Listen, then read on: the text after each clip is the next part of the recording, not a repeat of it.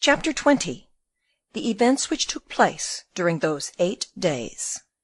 On the following evening, at the usual hour, Van Baerle heard someone scratch at the little grated window, just as Rosa had been in the habit of doing in the heyday of their friendship. Cornelius being, as may easily be imagined, not far off from the door, perceived Rosa, who at last was waiting again for him with her lamp in her hand. Seeing him so sad and pale, she was startled, and said, "You are ill, Mynheer Cornelius?" "Yes, I am," he answered, as indeed he was suffering in mind and in body. "I saw that you did not eat," said Rosa. "My father told me that you remained in bed all day.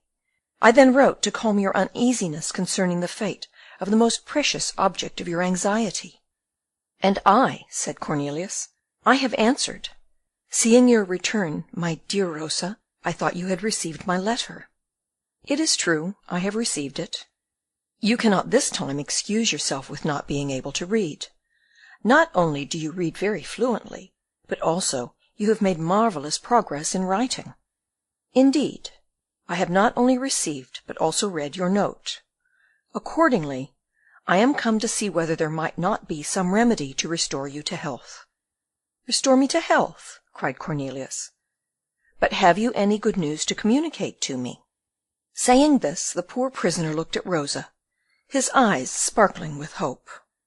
Whether she did not or would not understand this look, Rosa answered gravely, "I have only to speak to you about your tulip, which, as I well know, is the object uppermost in your mind." Rosa pronounced those few words in a freezing tone, which cut deeply into the heart of Cornelius. He did not suspect what lay hidden under this appearance of indifference with which the poor girl affected to speak of her rival, the black tulip. "Oh," muttered Cornelius, again, "have I not told you, Rosa, that I thought but of you, that it was you alone whom I regretted, you whom I missed, whose absence I felt more than the loss of liberty and of life itself?" Rosa smiled with a melancholy air. "Ah," she said, "your tulip has been in such danger." Cornelius trembled involuntarily, and showed himself clearly to be caught in the trap, if ever the remark was meant as such. "Danger!" he cried, quite alarmed. "What danger?" Rosa looked at him with gentle compassion. She felt that what she wished was beyond the power of this man, and that he must be taken as he was, with his little foible. "Yes," she said, "you have guessed the truth. That suitor and amorous swain, Jacob, did not come on my account." "And what did he come for?" Cornelius anxiously asked. "He came for the sake of the tulip." "Alas!" said Cornelius, growing even paler at this piece of information than he had been when Rosa, a fortnight before, had told him that Jacob was coming for her sake. Rosa saw this alarm, and Cornelius guessed, from the expression of her face, in what direction her thoughts were running. "Oh, pardon me, Rosa," he said. "I know you, and I am well aware of the kindness and sincerity of your heart. To you God has given the thought and strength for defending yourself, but to my poor tulip, when it is in danger, God has given nothing of the sort." Rosa, without replying to this excuse of the prisoner, continued, "From the moment when I first knew that you were uneasy on account of the man who followed me, and in whom I have recognized Jacob, I was even more uneasy myself. On the day, therefore, after that on which I saw you last, and on which you said—" Cornelius interrupted her. "Once more, pardon me, Rosa," he cried. "I was wrong in saying to you what I said. I have asked your pardon for that unfortunate speech before. I ask it again. Shall I always ask it in vain?" "On the following day," Rosa continued, "remembering what you had told me about the stratagem which I was to employ to ascertain whether that odious man was after the tulip or after me—" Yes, odious. Tell me," he said, "do you hate that man?" "I do hate him," said Rosa, "as he is the cause of all the unhappiness I have suffered these 8 days." "You too have been unhappy, Rosa? I thank you 1,000 times for this kind confession. Well, on the day after that unfortunate one, I went down into the garden and proceeded towards the border where I was to plant your tulip, looking round all the while to see whether I was again followed, as I was last time." "And then?" Cornelius asked. "And then the same shadow glided between the gate and the wall, and once more disappeared behind the elder trees." "You feigned not to see him, didn't you?" Cornelius asked, remembering all the details of the advice which he had given to Rosa. "Yes, and I stooped over the border, in which I dug with a spade, as if I was going to put the bulb in." "And he? What did he do during all this time?"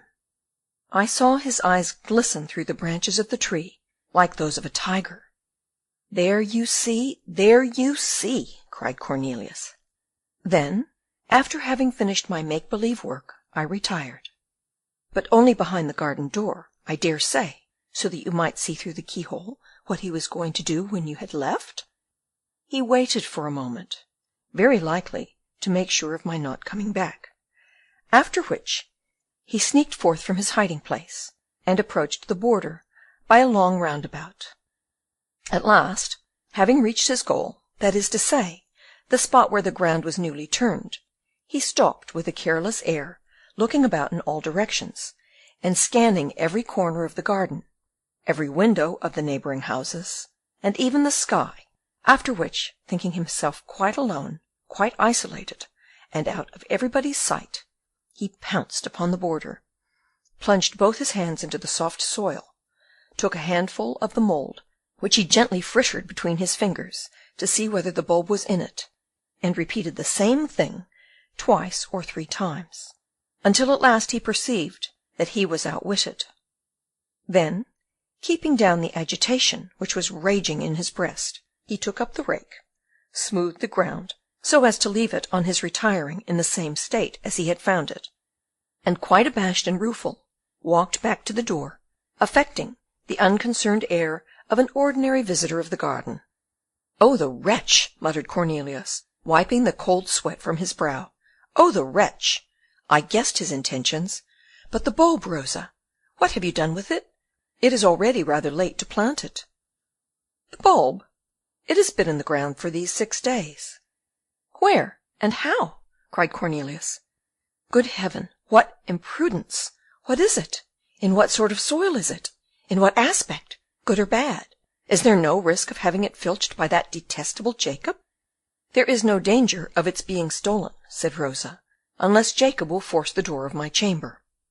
"Oh, then it is with you in your bedroom," said Cornelius, somewhat relieved. "But in what soil? In what vessel? You don't let it grow, I hope, in water, like those good ladies of Haarlem and Dort, who imagine that water could replace the earth." "You may make yourself comfortable on that score," said Rosa, smiling. "Your bulb is not growing in water." I breathe again. "It is in a good, sound stone pot, just about the size of the jug in which you had planted yours.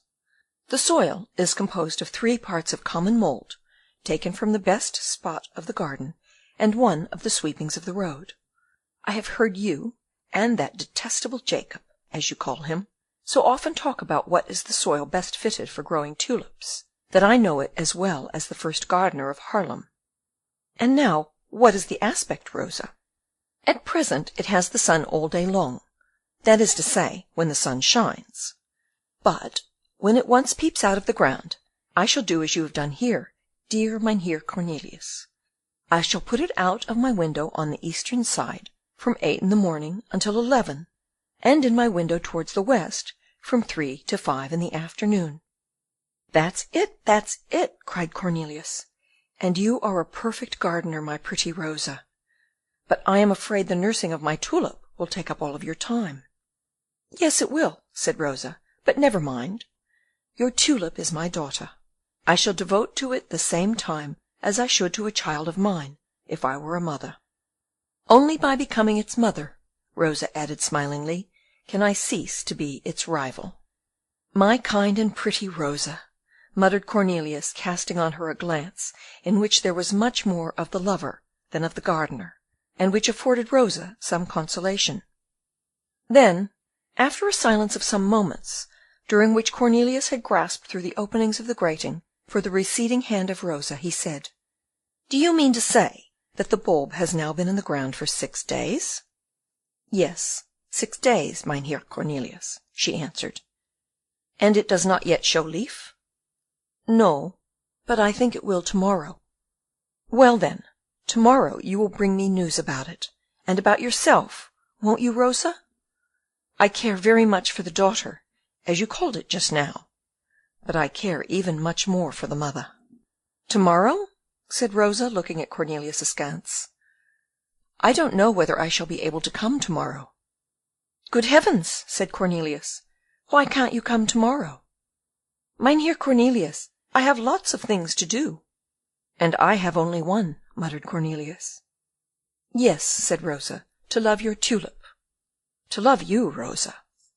Rosa shook her head, after which followed a pause. Well, Cornelius at last broke the silence. Well, Rosa, everything changes in the realm of nature. The flowers of spring are succeeded by other flowers, and the bees, which so tenderly caressed the violets and the wallflowers, will flutter with just as much love about the honeysuckles, the rose, the jessamine, and the carnation. What does all this mean? Asked Rosa. You have abandoned me, Miss Rosa, to seek your pleasure elsewhere. You have done well, and I will not complain. What claim have I to your fidelity? My fidelity! Rosa exclaimed, with her eyes full of tears, and without caring any longer to hide from Cornelius this dew of pearls dropping on her cheeks. My fidelity! Have I not been faithful to you? Do you call it faithful to desert me, and leave me here to die? But, Mynheer Cornelius, said Rosa, am I not doing everything for you that could give you pleasure? Have I not devoted myself to your tulip? You are bitter, Rosa. You reproach me with the only unalloyed pleasure which I have had in this world.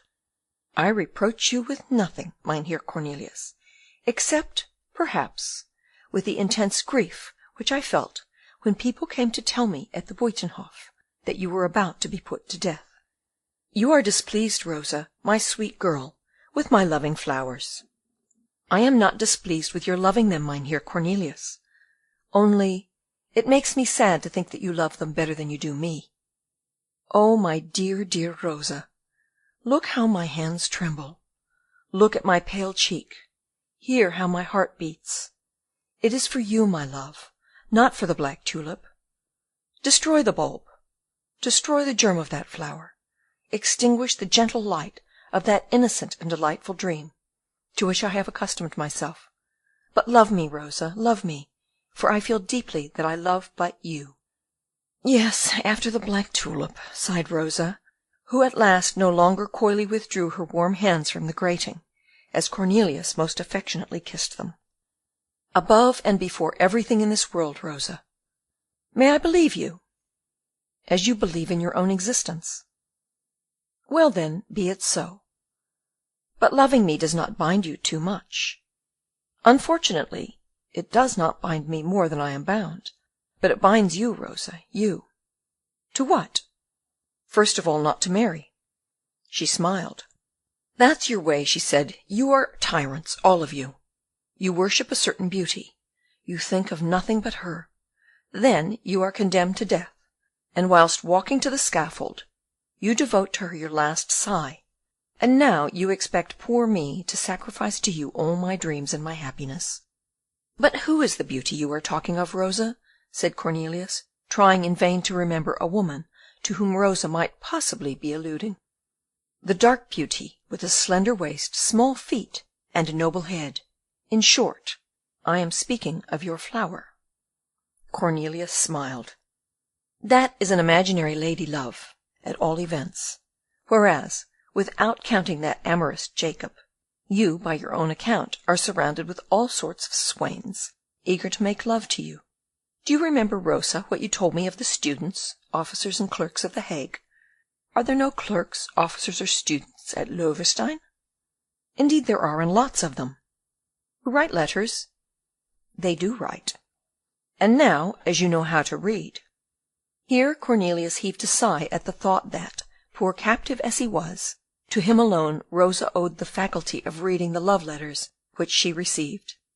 As to that, said Rosa, I think that in reading the notes addressed to me, and passing the different swains in review who send them to me, I am only following your instructions." "How so? My instructions?" "Indeed, your instructions, sir," said Rosa, sighing in her turn. "Have you forgotten the will written by your hand on the Bible of Cornelius de Witt? I have not forgotten it, for now, as I know how to read, I read it every day over and over again. In that you will bid me to love and marry a handsome young man of 26 or 8 years. I am on the lookout for that young man, and as the whole of my day is taken up with your tulip, you must needs leave me the evenings to find him." "But, Rosa, the will was made in the expectation of death, and, thanks to heaven, I am still alive." "Well, then, I shall not be after the handsome young man, and I shall come to see you." "That's it, Rosa. Come, come." "Under one condition." "Granted beforehand." "That the black tulip shall not be mentioned for the next 3 days." "It shall never be mentioned any more, if you wish it, Rosa." "No, no," the damsel said, laughing. "I will not ask for impossibilities." And saying this, she brought her fresh cheek, as if unconsciously, so near the grating that Cornelius was able to touch it with his lips. Rosa uttered a little scream, which, however, was full of love, and disappeared. Chapter 20.